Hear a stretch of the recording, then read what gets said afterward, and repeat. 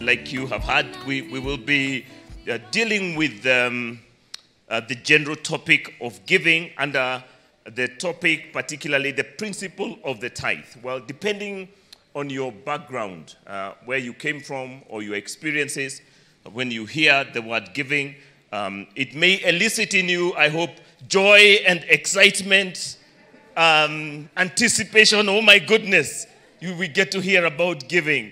For some, obviously, it may elicit anxiety and tension and some form of trepidation when you consider that the giving series might be talking about money flowing away from you rather than towards you.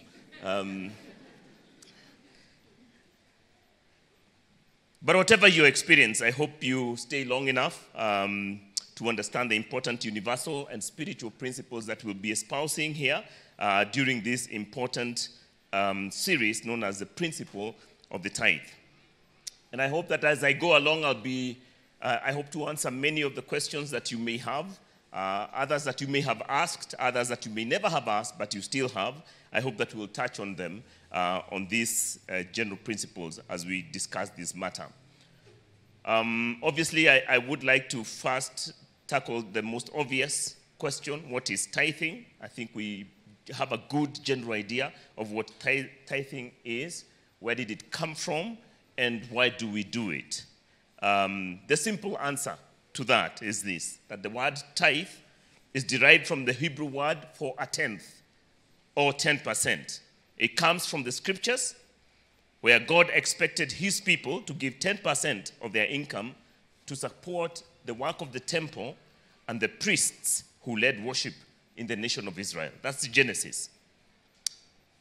We do it as a response of obedience to God who commanded it.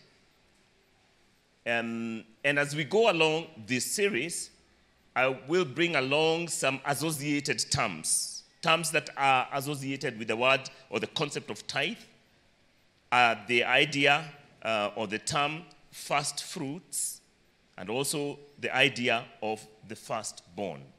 So those will be used interchangeably as we look at different texts that tackle this issue. And when it comes to the question of the tithe, the first fruits, the firstborn, the one thing they have in common is that Scripture claims them as holy to the Lord. Holy to the Lord.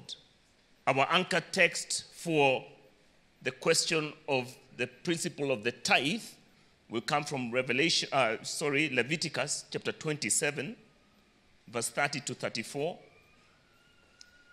So that will be the anchor text for that, for the question of the tithe. We'll have an anchor text for first fruits and one for the firstborn. But the one for the tithe, Leviticus 27, 30 to 34, I read, "A tithe of everything from the land, whether grain from the soil or fruit from the trees, belongs to the Lord. It is holy to the Lord. Whoever would redeem any of their tithe must add a fifth of the value to it. Every tithe of the herd and the flock, every 10th animal that passes under the shepherd's rod will be holy to the Lord. No one may pick out the good from the bad or make any substitution. If anyone does make a substitution, both the animal and its substitute become holy and cannot be redeemed." If one substitutes, one is thinking about the shepherd counting the flock as they pass. He says, every 10th one, God says, is mine. But you know he knows us. You have looked at the 10th one, Nikanono, this one is the fattened one. You say, okay, 9, 10. So you are substituting it with a lesser animal. God says if you do that, both the one that was the 10th and the one that substituted, you forfeit those to the Lord. These are the commands the Lord gave to Moses at Mount Sinai for the Israelites. So this overtly comes under the law. We'll be looking mostly next week at other practices of the tithe that do not fall within the law. Not all of them fall under the law. But this one was given under the law because they were given to Moses on Mount Sinai when God gave the law. The Lord would also make other demands of the Israelites, but all those demands would somehow be tied to that very special relationship that God enjoyed with his people during the journey of redemptive history. So all of it is part of the story of God redeeming for himself a people. On the question of consecration of the firstborn, we look at Exodus chapter 13, verse 1 and 2. The Lord said to Moses, "Consecrate to me every firstborn male, the first offspring of every womb among the Israelites belongs to me, whether human or animal." Later on, in verse 11 of the same chapter, Exodus 13, after the Lord brings you into the land of the Canaanites and gives it to you as he promised on oath to you and to your ancestors, you are to give over to the Lord the first offspring of every womb. All the firstborn males of your livestock belong to the Lord. Redeem with a lamb every firstborn donkey, but if you do not redeem it, break its neck. Redeem every firstborn among your sons. We'll be coming back to these concepts. The concept of redeeming an unclean animal with a clean one. The same chapter, Exodus 13, verse 14 and 15, an explanation of the same. In days to come, when your son asks you, "What does this mean?" say to him, "With a mighty hand the Lord brought us out of Egypt, out of the land of slavery. When Pharaoh stubbornly refused to let us go, the Lord killed the firstborn of both people and animals in Egypt. This is why I sacrifice to the Lord the first male offspring of every womb and redeem each of my firstborn sons." So that's the anchor text for the firstborn. So we will also deal with another text, the dedication of the first fruits. So we say there's the idea of the tithe, the idea of the firstborn, but the idea of the first fruits. I want to give you the texts. Exodus chapter 23, verse 19. The same text is also found in Exodus 34 and 26, verse 26. "Bring the best of the first fruits of your soil to the house of the Lord your God."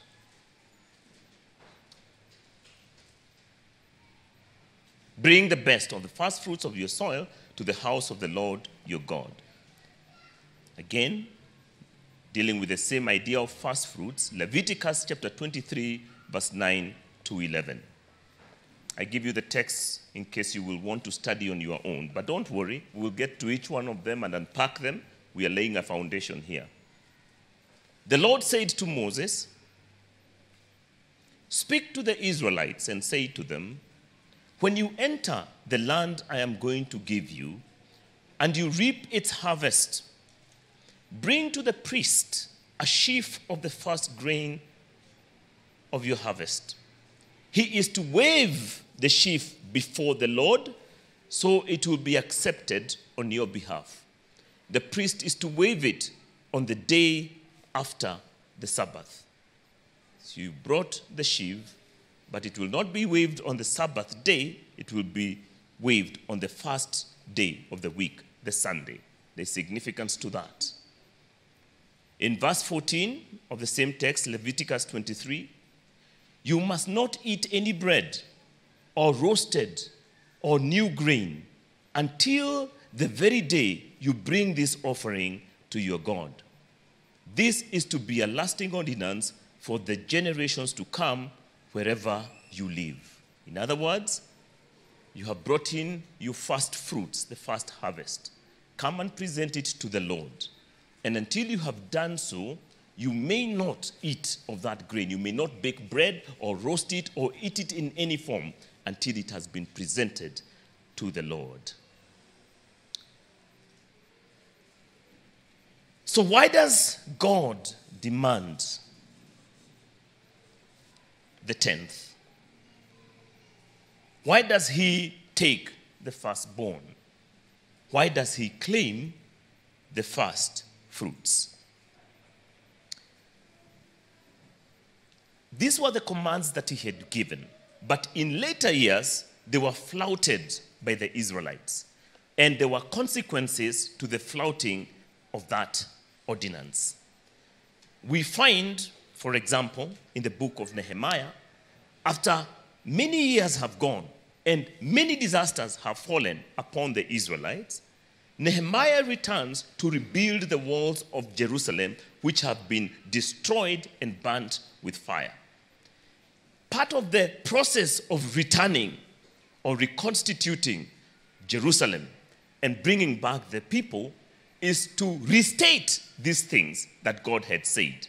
And let me read for you again, Nehemiah chapter 10, verse 35 to 38. The priests were actually confronted by Nehemiah, and this is the response of the priests. They said, "We also assume responsibility for bringing to the house of the Lord each year the first fruits of our crops and of every fruit tree. As it is also written in the law, we will bring the firstborn of our sons and our cattle and our herds and our flocks to the house of God, to the priests ministering there. Moreover, we will bring to the storerooms of the house of our God, to the priests, the first of our ground meal, of our grain offerings, of fruit of all our trees, and of our new wine and olive oil. And we will bring a tithe of our crops to the Levites, for it is the Levites who collect the tithes in all the towns where we work. A priest descended from Aaron is to accompany the Levites when they receive the tithes, and the Levites are to bring a tenth of the tithes up to the house of our God, to the storerooms of the treasury." That text is important because it brings the tithe, the firstborn, and also the first fruits together in one text. Again, I ask, why does God demand the tithe? And you see, when we talk about the tithe, it's the tenth, okay? But he just doesn't demand the tenth. He demands the first tenth. Why does he take the firstborn? And why does he claim the first fruits of their labor? And this brings us to the first principle that we'll be looking at, the principle of the tithe. And that principle is the principle of being first. The principle of being first as opposed to being second or to being third. So one of the reasons that God does that, and that's all we look at today, is that God is always first. It doesn't matter how you look at it, where you are placed when you're looking at it, or how you consider it. God is always first. The principle of being first is not very difficult because we acknowledge it and we experience it and we practice it wherever we are. Let's say, for example, we are going to have a race in this place. And this race is between, what? 3 people or 2 people. Pastor Maggie is going to race together with Pastor Mwaura. I don't know whether that is fair. And let's throw in Joanne for good measure. Okay? And these 3 people, amazing, please stand up. Face the congregation. They are going to race. And who do you think will win? Yeah? Yeah, Pastor Maggie, of course. Naturally. Thank you for, you feel me here. Okay? So these amazing people, they are engaged in this wonderful race. And oh my goodness, you know, it's hilarious. We are all cheering. And there's only one place for first place, right? You cannot have 2. There won't be a photo finish. One of you is going to win. And there is only one prize, and that is gold. All right? For the winner. And so they all run and behold, as predicted, Pastor Maggie wins. You know, and my goodness, we are excited. this is the medal podium. Please come here to the front. All of you face the people, how wonderful this is. And then after that, we are all expecting, of course, the winner gets gold. And then we say, congratulations, Maggie. You're close to my heart. This is such an honor for me. You have first place in my heart. It's time to present the gold. So please turn around, all of you, and thank you for the wonderful race. It was very entertaining. Come here, Pastor Mwaura. Thank you very much. Okay, can we all cheer? So show them your gold.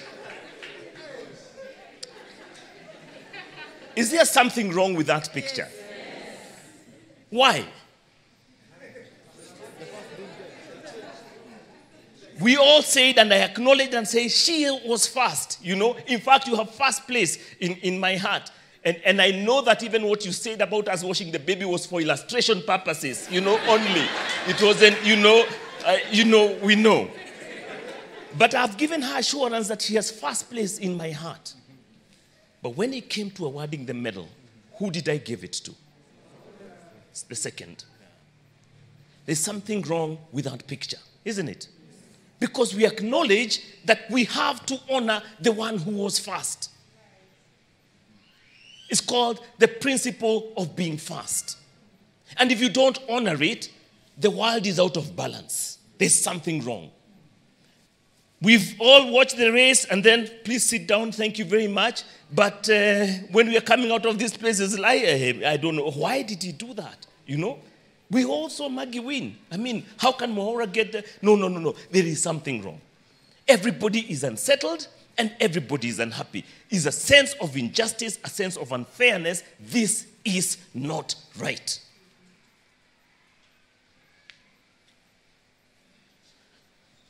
Yet I did acknowledge in public that she was first. But when it came to awarding the gold, I gave it to somebody else.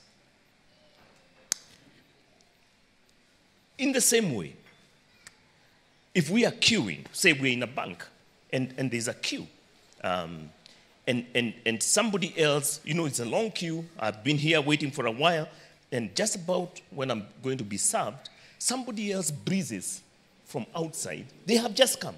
Shoop straight to the teller. And the teller is smiling at them and, serving them. I'm like, hey, everybody in the queue is agitated. Hey, Others will say, he was here first. In fact, I found him here. So why are you serving this person who has just come? You do the right thing. He was first. You serve him. We acknowledge these principles because they are true and they are self-evident. Well, guess what? God is first. And when he demands of what is first in your life, he's first to get your income because he'll tell you it's not yours. I gave it to you. So give me what is mine. He created you for himself. So he wants to be first in your heart. He's first to be loved. And he demands it of you. That you acknowledge him first. And he says, I should be your first love. Not anybody else. And so Jesus will say, whoever would come after me, let him forsake who? His father, his brother, it doesn't matter who it is. I am first. God says. When you go to that garden and you farm and you have a harvest, you want to congratulate yourself? He says, no. I brought the rain in season. I bring forth seed for the sower. I'm the one who gives you bread to eat. He told the Israelites, I took you through the desert, that dreadful wasteland. I caused you to hunger. I'm the one who feeds you. I wanted to show you something. Man does not live on bread alone, but on every mouth that comes from who? The mouth of God. I am your sustenance. Without me, you have nothing. And with me, even in the desert where nothing grows, you will be sustained 40 years. Where there is no water, I will feed you. Acknowledge me. I am fast. It's called the principle of being fast. And that's why he demands of your tithe. That's why he demanded of their firstborn. That's why he demanded of their first fruit. The scripture says it loud and clear. From Genesis to Revelations. Genesis 1:1, in the beginning who? God. He's always fast. Revelations, I am the Alpha and the Omega, who is, who was, and who is to come, the Almighty. Revelations 1:8. He repeats it. Revelations 21 verse 6. I am the Alpha and the Omega, the beginning and the end. Revelations 22 verse 13. I am the Alpha and the Omega, the first and the last, the beginning and the end. God is fast. And so if you in any way or form or shape suggest that he is second, he takes great offense because he has never been second and he cannot be second.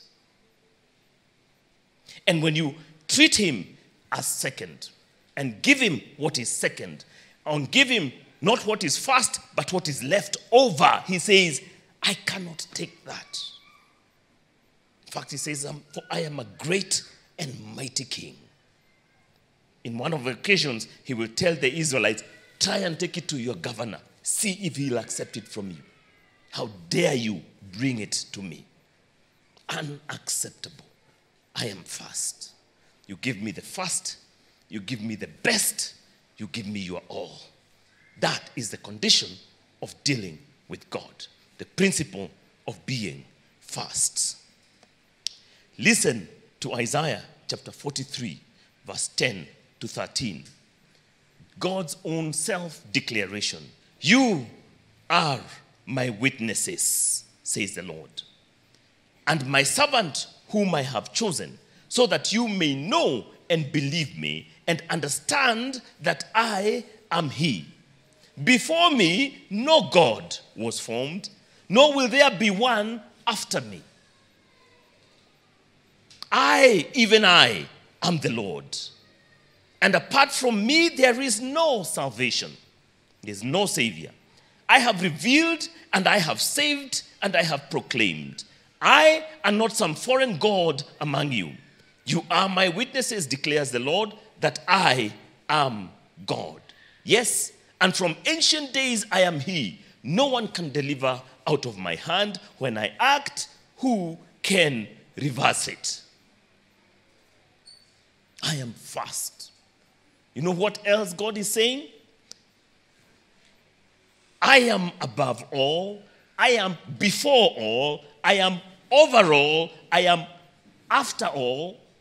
And I am first of all. That's my rightful position. So when you talk about God giving him his first place, you can't give him anything. He has the first place, whether you acknowledge it or not. That's his rightful place. There wasn't even a race so that he came out first. So when you and I claim first place, whether it's of our income, of our devotion, of our dedication, of our labor, you're saying, God, oh, you're fast. You're saying, Maggie, you are fast. Congratulations. You are amazing. You have first place in my heart. But you know what? The gold goes to Reverend Mwaura.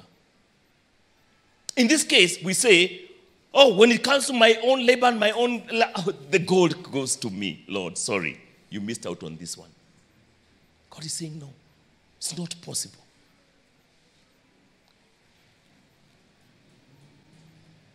He's above all, he's before all, he's over all, he is after all, and he is first of all, in all things. That's the principle of being first. Consider this then. In Colossians, we know that very well. The supremacy of Christ. He states it in many different ways so that we get it. And this is what he says. He is the image of the invisible God, the firstborn over all creation. For by him all things were created, things in heaven, things on earth, visible, invisible, whether thrones or powers, rulers or authorities, all things were created by him and for him. He is before all things, and in him all things hold together. And he is the head of the body, the church. He is the beginning and the firstborn from among the dead, so that in everything he might have the supremacy. It's his rightful place. And so consider this. Consider this. Whether it's in terms of your giving, or in your devotion, or in your service, or in your dedication, or in your relationships. In all things, he has the supremacy. All he's waiting is for you and for me to acknowledge that. And not in theory, but in deed. So, I called it the principle of the tithe, because every time you think about tithe, you're thinking about money. It is way beyond that.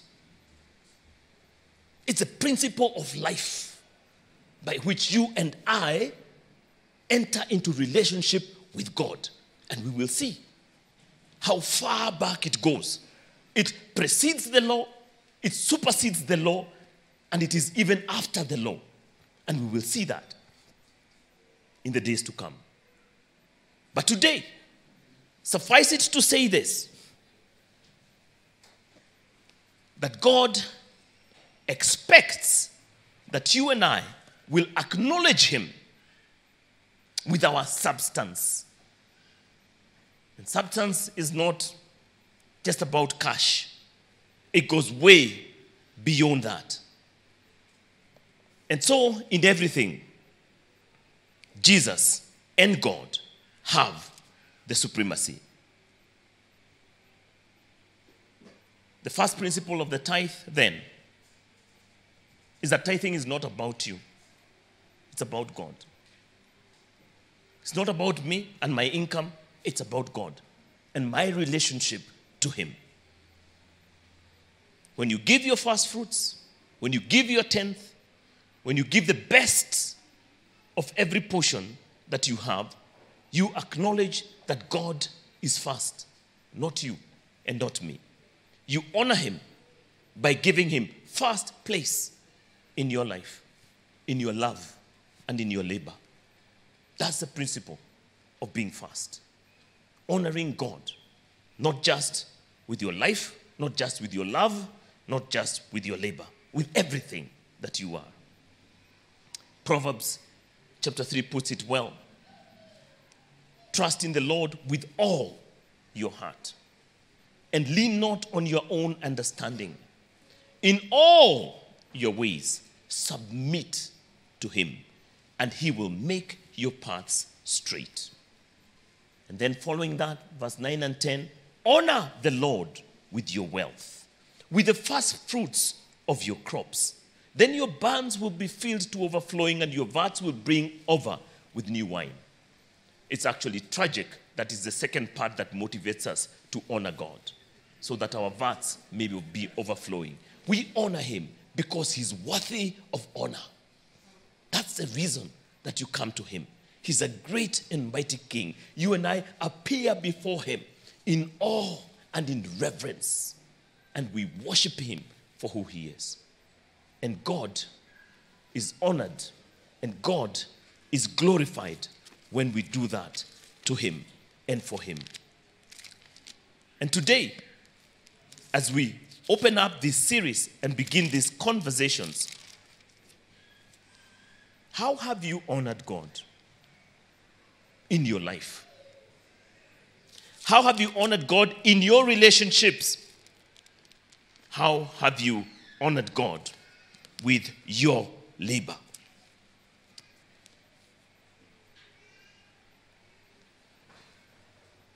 He gave the Israelites a good perspective in Deuteronomy 26. And part of that is to remind them of the journey that he had walked with them.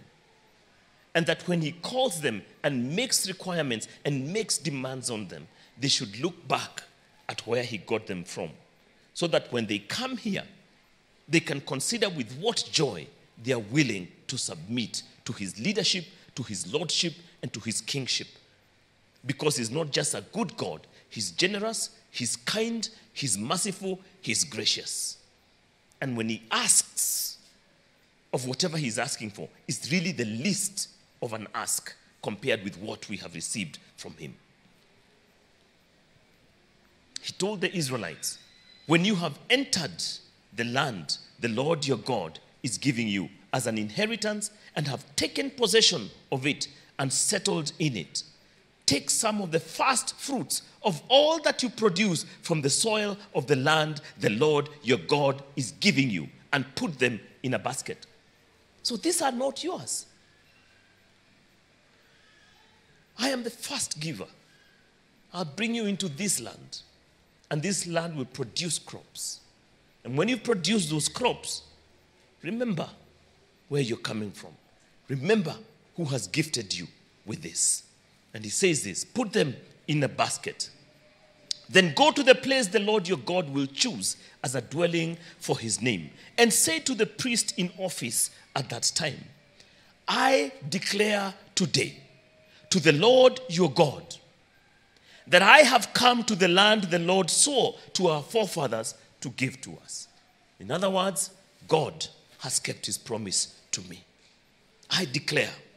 It's a declaration. The priest shall take the basket from your hands and set it down in front of the altar of the Lord your God. Then you shall declare before the Lord your God, my father was a wandering Aramean. This is the reference to Abraham. Abraham was not an Israelite, in case you didn't know. There was no Israel before him. Okay? So Israel came with Jacob. That he was renamed. My father was a wandering Aramean, and he went down into Egypt with a few people and lived there and became a great nation, powerful and numerous. But the Egyptians mistreated us and made us suffer, putting us to hard labor. Then we cried out to the Lord, the God of our fathers, and the Lord heard our voice and saw our misery, toil, and oppression. So the Lord brought us out of Egypt with a mighty hand and an outstretched arm, with great terror and with miraculous signs and wonders. He brought us to this place and gave us this land, a land flowing with milk and honey. And now, see, he causes them to retell their story. People who begrudge God of their tithes, their offerings, their love, their labor, are a people with a short memory.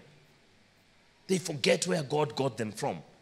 And they forget where they would be if it were not for the Lord. And so he causes them to retell their story, because that will elicit a heart of gratitude. And you realize, without God, I have nothing and I am nobody. But with God, I am all this and then some more. Then you don't engage in the Christian conversations. Should I give of my net or my gross? Somebody says, give God what is right, not what is left. Because God does not do leftovers. God does not do second place. God is always first in your life and in mine. That's the first principle. You want the second principle?